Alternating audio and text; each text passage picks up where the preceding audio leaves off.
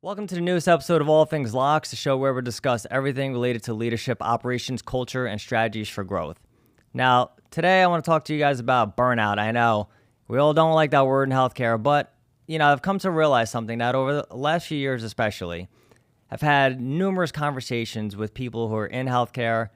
I've read dozens, probably even hundreds of social media posts about burnout, and they'll have a very central theme, which is identifying all the reasons that healthcare clinicians and employees are experiencing burnout.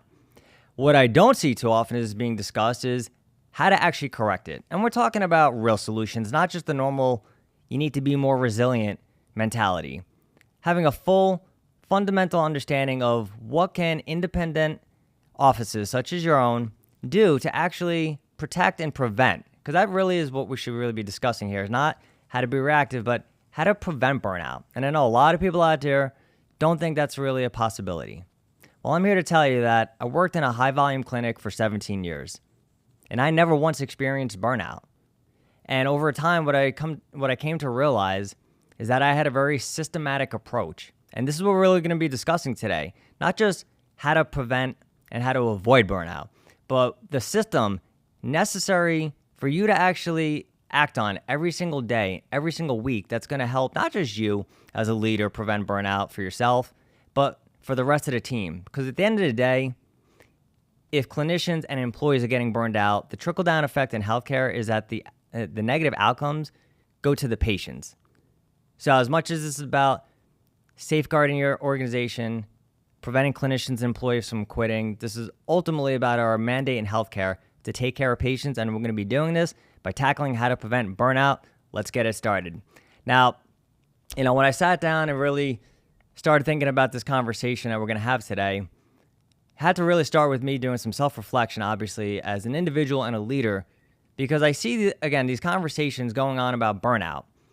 And what's causing it? Is it the volume? How many patients are you seeing? Is it the fact that you're under-supported? Maybe you're that nurse who doesn't have a nurse's assistant, or you're a physical therapist working in a clinic all by yourself. Maybe, you and a front desk individual. But nobody's been able to really tackle, all right, here's the exact concrete reasons we're feeling like this. But then more importantly, because of that, they don't know, all right, what do we need to do to actually prevent it? And for, the younger individuals out there, you hear a lot of talk about work-life balance. And in reality, I'm experienced enough, as much as my young face might fool you, I'm experienced enough to know that there's no such thing as work-life balance. And if you really talk to a lot of, employees or high-level achievers, business owners, they're going to tell you the same thing. There's there's no work-life balance whatsoever. It's all about how do you be intentional with the time that you have. Because let's call it what it is. You're going to spend most of your time working, most of your waking time. And then you factor in sleep. So if you're looking at work-life balance as, well, here's how many hours we're dedicating towards each activity, it's not even close, right? It's a matter of what do I do with the time that I have? And then what do I do to support that time? What kind of systems do I surround myself with? And this is from a standpoint of avoiding burnout. This is not just a matter of what we're doing in the office, which is what we're going to talk a lot about, but there's also some leadership systems that you need to have in place too, because again, it's not just me. I've had other people tell me the same thing when I have these conversations that, it's either, Dan, you're lucky that you had what we're going to talk about today. You had the right environment to thrive, right? Or I hear, the alternative, which is, let's just, focus on work. And then there's focus on what I'm doing. So I want to just dive right into it, because this is really going to be an important conversation that we're having today. First thing that I would say, really that we need to do, we look at healthcare again. I talked about at the beginning, the nurse who doesn't have a nurse assistant, or, had a physical therapist recently tell me, dude, I had no help in the office. It was just me. And I was trying to, balance back and forth between a lot of patients. And I've heard that many times before. Even when I was treating patients, they were telling me, I loved my therapist, but the dude was running around between 4 patients. How does that make sense? It doesn't make sense, number one, to the patient, but then how does that make sense to the employee? So the first thing I would really advocate for you guys to do is actually hire the right kind of support staff, right? And a lot of organizations out there, they look at pure numbers. And what I mean by that is they'll look at support staff and, well, I'll give you some examples of what support staff will look like, but they might say, hey, instead of spending $50,000 on an additional employee, why don't we just really maximize, get as much as we can out of this chiropractor or clinician or doctor. Let's get as much out of them as we can. That's productivity. That's bullcrap is what that is. You're looking at a line item and saying it's a $50,000 expenditure. Why would I do that when I can just have the doctor, the clinician do the work? They're billing out the same thing. Okay.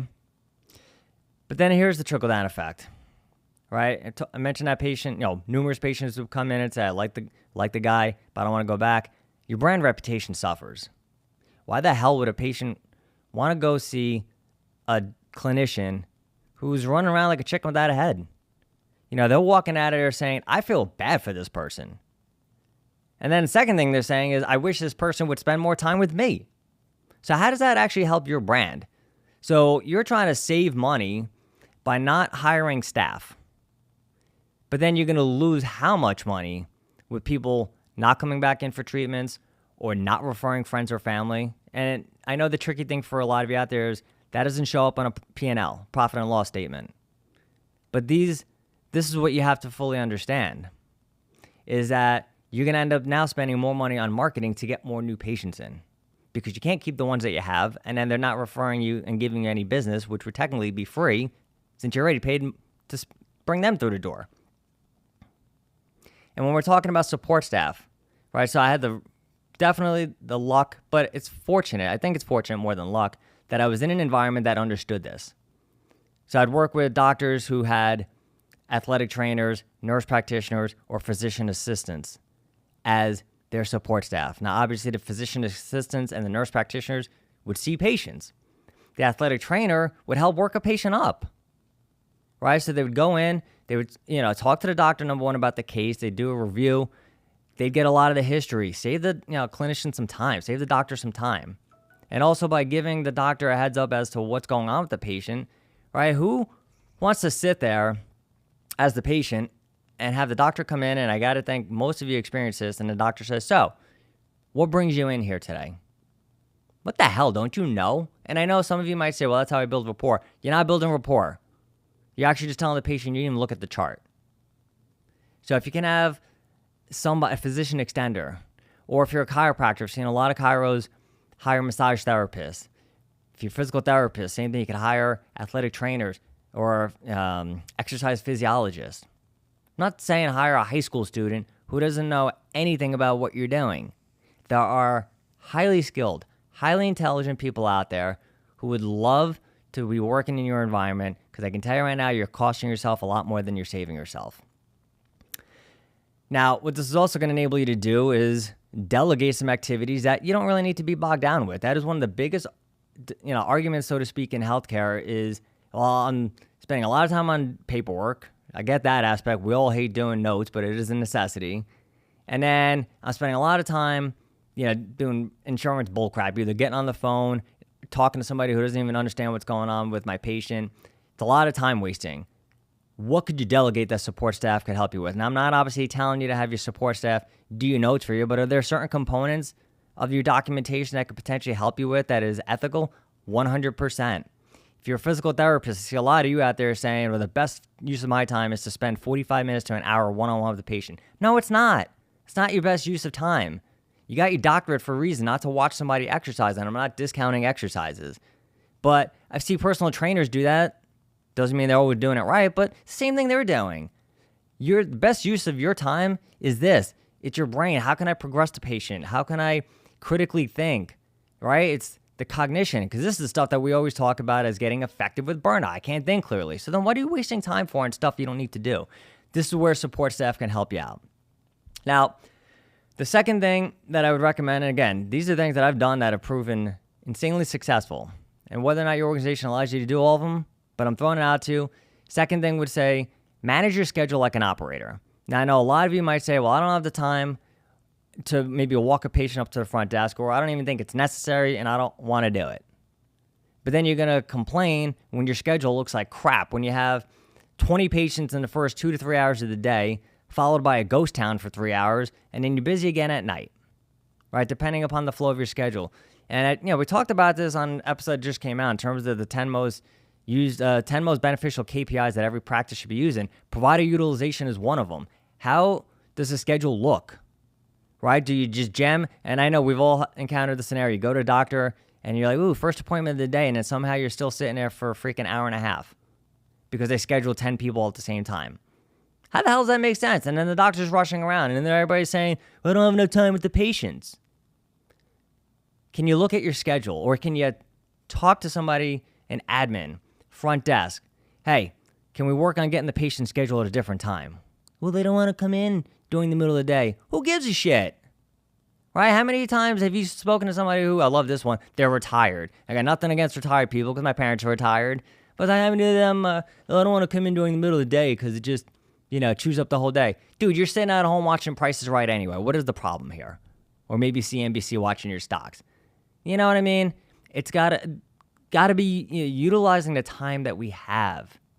So instead of saying, I don't have time to take care of my patients, or I wish I had more time, are you actually using your schedule appropriately? So can you manage your own schedule, right? Manage your schedule so you can give patients time. And honestly, if you have to communicate to them, I used to do that all the time. I'd 100% sit down and say, Mr. and Mrs. Jones, whatever. I know you prefer to come in first thing in the morning. If I was you, I would want to do the same thing. I'd rather come in and I hate hearing this, but it's the truth. Get it out of the way, right? Get that hour treatment out of the way, or maybe hour and a half treatment out of the way. But then I'd also say, but I know I'd want to get the best treatment possible to help deal with what I'm dealing with. And because if you want to come in the morning, this is the reality of the situation. You're going to be waiting. You're going to get frustrated, potentially pissed. You're not going to get as good as you could have gotten because I'm not going to get to spend as much time with you. So how about we have you come in at 11:30 or 12 and there's literally 2 people here? Makes sense, right? You have to give them at least a rationale. Versus, hey, Dr. Smith wants you to come in at 12 o'clock or 12:30. Well, and then, the other aspect too is you can't just tell the patient out because then they go to front desk and they're clever. They try to finagle, right? It's like talking to a parent. Dad says one thing, or I think usually it's mom says one thing, but then the child goes to the dad. Hey, can I do this? Yeah, sure. Patients do the same thing. So I might tell the patient, hey, this is what we're going to do. I'd rather have you come in at 11:30. And then magically they walk up to the front desk all by themselves, and somehow they get on the schedule for 9:30 because I asked the front desk, are you sure there's nothing at 9:30? Can I really come in? So this is why it's important not just to have these conversations with patients, but really manage the hell out of your schedule. Talk to them, walk them up, talk to the front desk. I know you guys are busy. I'm not discounting any of that. I know you're probably saying, I don't have 30 seconds. I barely have time to go to the bathroom. This is what's going to give you more time. You got to start somewhere. And I'm telling you, when you guys do this, and it's not just me who's done this, I've seen other clinicians do this as well, all of a sudden they're seeing the same amount of patients, and yet they're feeling not just way better at the end of the day, they're actually getting their patients better. All right, and then when we talk about avoiding burnout, what's the communication like between you and the rest of your team? And what I mean by that is, are you trying to do everything yourself? Are you trying to do all the communicating with the patient? Or even, are you telling the patient one thing and then the front desk is communicating something different? So is the patient getting a very confusing message? Now, I could tell you one thing that I used to do was I would have weekly meetings with one of the admin team members that was essentially assigned to me. Right? So we'd sit down and we'd talk about my patients. Now, I know a lot of people out there are going to say, why the hell would you ever sit down and talk to a front desk person about your patients? What the hell do they know? But this does 2 things. Number one, it actually creates some shared responsibility because now they felt part of it. They felt part of the process of getting the patient better. And it wasn't just me who had to remember, all right, when did they go for their, when did the patient go for their MRI or their CAT scan or whatever test it may be, or hey, did the patient come back from vacation? Did they have their surgery? Right? This is what I'm saying. Like you put this on yourself. And then you wonder, how did I forget? Or I can't possibly remember to call a patient. I'm too busy. That's great. You don't have to be the only person to try to remember if you use your team accordingly. And then making them part of it, the second aspect. Right? When we look at front desk, they predominantly have the highest turnover rate in every single healthcare organization. It doesn't matter. If I'm not mistaken, I think it's about a turnover of like somewhere around 7 months is what the average person lasts, which is why probably most of you say, why am I going to train them that good or teach them anything when they're going to be out the door?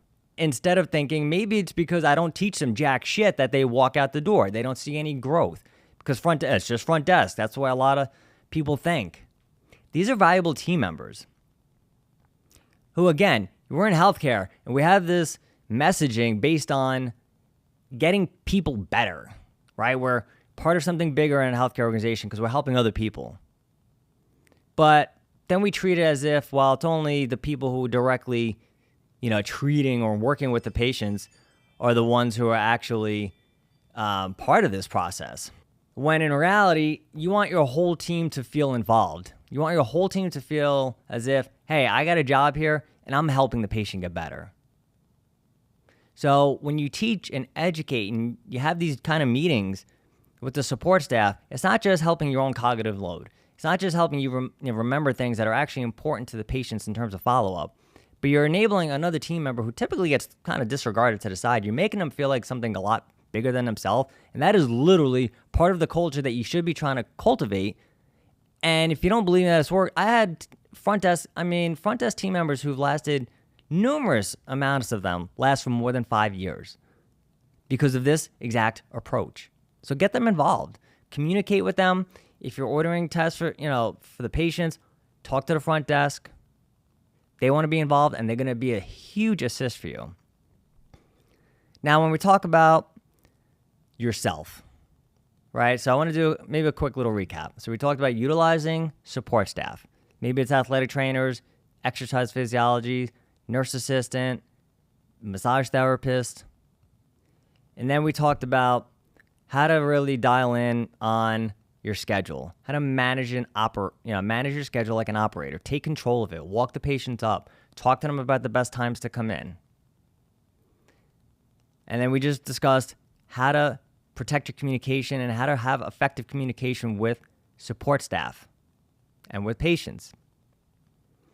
Now, in terms of burnout, the best systems, and that's what we just discussed and what we're going to be talking about, they don't work if you're very unhealthy. So this is part of it too, is when it comes down to your personal responsibility as a leader, and if you're talking to patients, you have to be the example, right? The example I think I always give is that overweight, fat doctor who says to the patient, you have to get in shape. What are you talking about? Or the doctor who's a chain smoker saying you have to improve your health. Look in the mirror, dude, right? Patients are looking to you as the standard bearer. So how well are you taking care of yourself? And I always say, oh, I've heard all about health, we know. But then how many of you actually do something about it? And I'm not talking about just going to the gym and then throwing down liquor every night. Because again, we also know that if I've been burned out and I gotta de-stress. So maybe it's, I got a nightcap of whiskey or tequila, whatever it is, and you're doing that Monday to Friday, maybe Monday to Saturday, who the hell knows? Or maybe every day of the week. So what's your liquor intake? Are you actually exercising the right way? Are you getting strength training in? Are you getting cardiovascular training in? Are you eating healthy?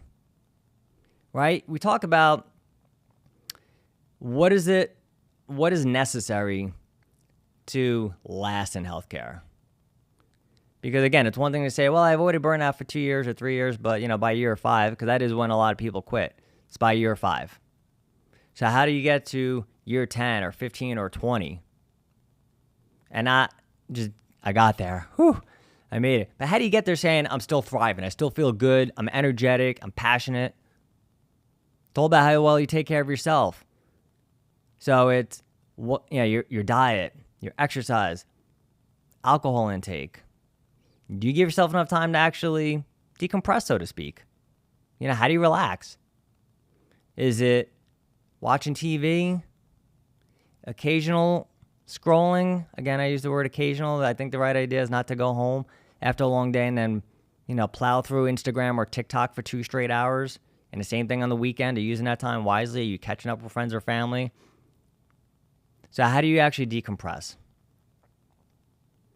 Now, from a standpoint of clinical and personal,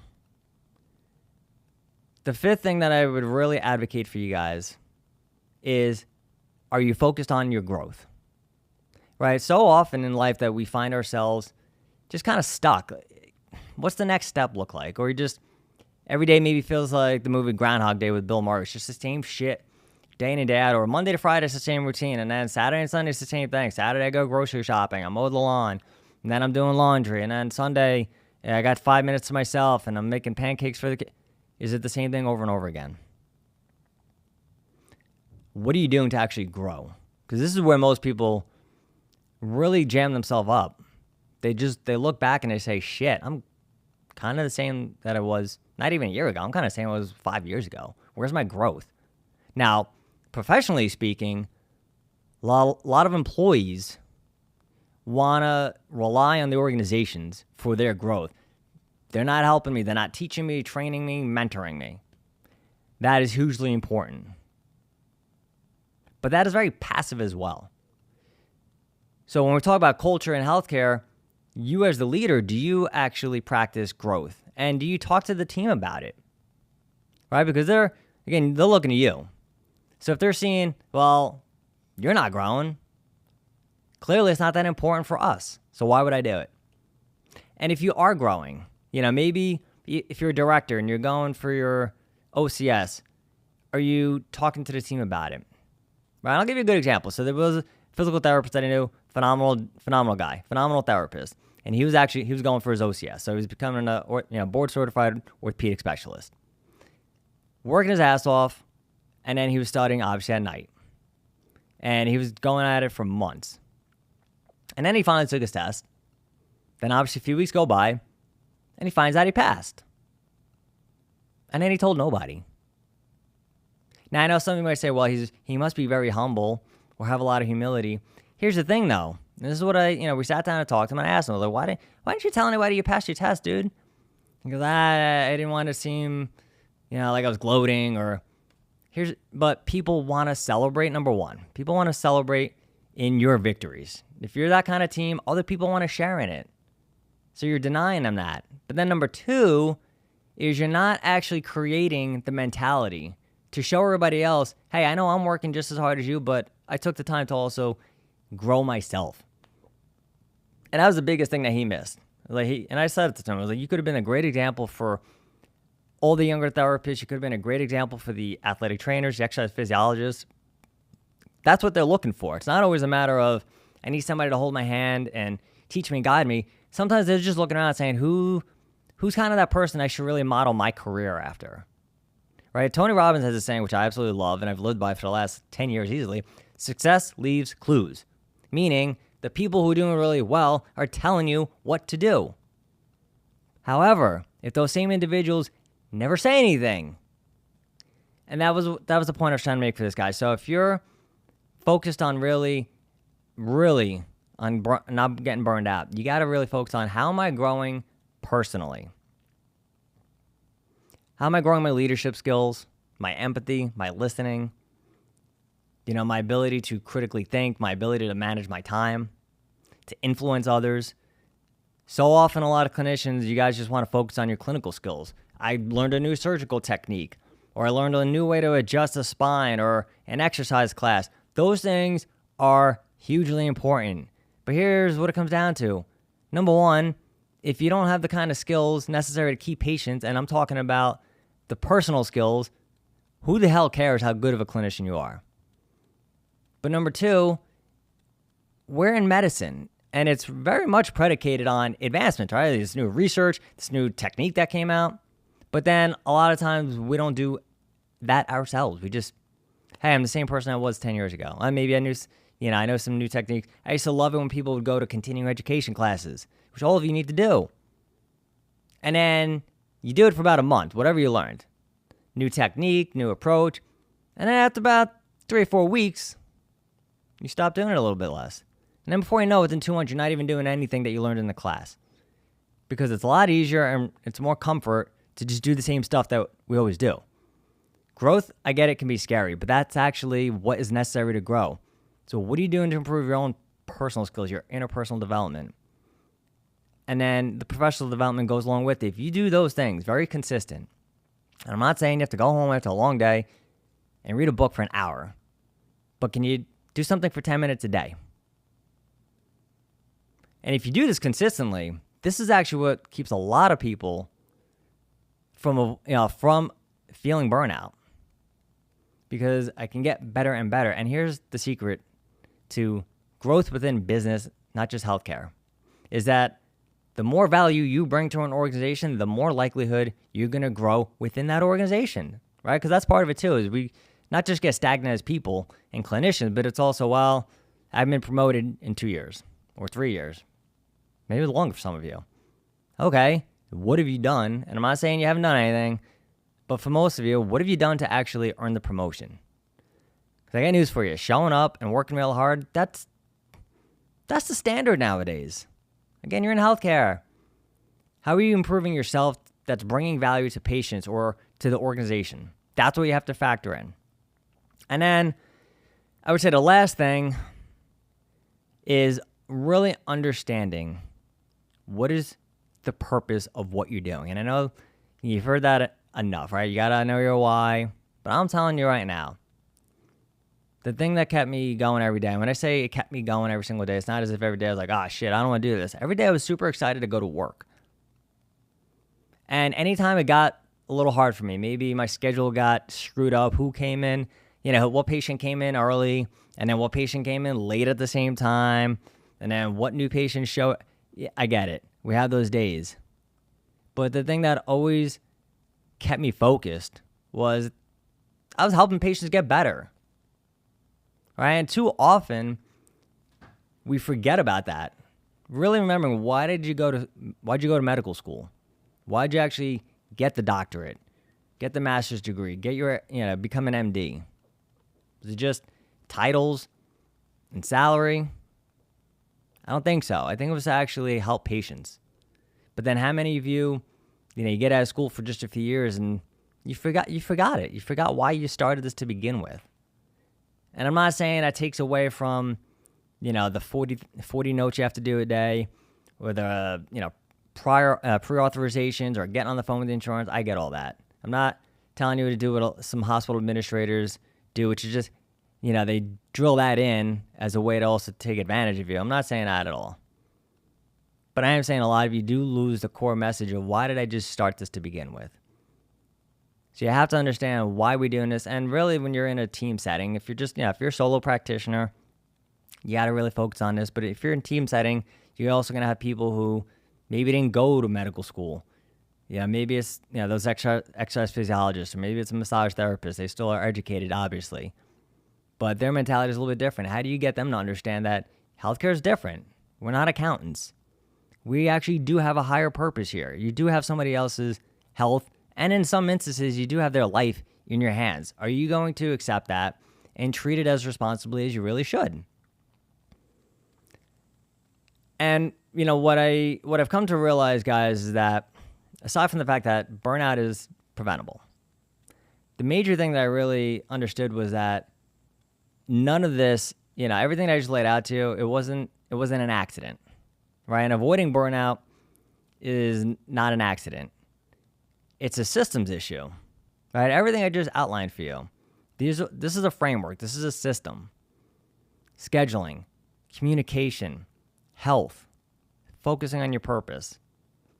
That is part of a system to really not just prevent. Because again, it's one thing to say, well, I'm being preventative here. It's actually how you grow as a person, right? And just when we look at, maybe some of the greatest entrepreneurs that we have in the world, they're following a system too. You think they just get up and just sit down and they're like, all right, what am I working on today? No, right? They have a whole regimen. I'm not saying it's a 3-hour one like some people, but they have a regimen. How do I start my day? What am I doing throughout the day? What do I do at night? What am I doing at night to close out this day and also prepare for the next day? But then a lot of you don't do the same thing, and then you end up struggling, scratching your head trying to figure out what is going on here. So it's not just a matter of being more resilient. I failed, or something screwed up, or I had a hard time. How do I get back to neutral? It's not a matter of that.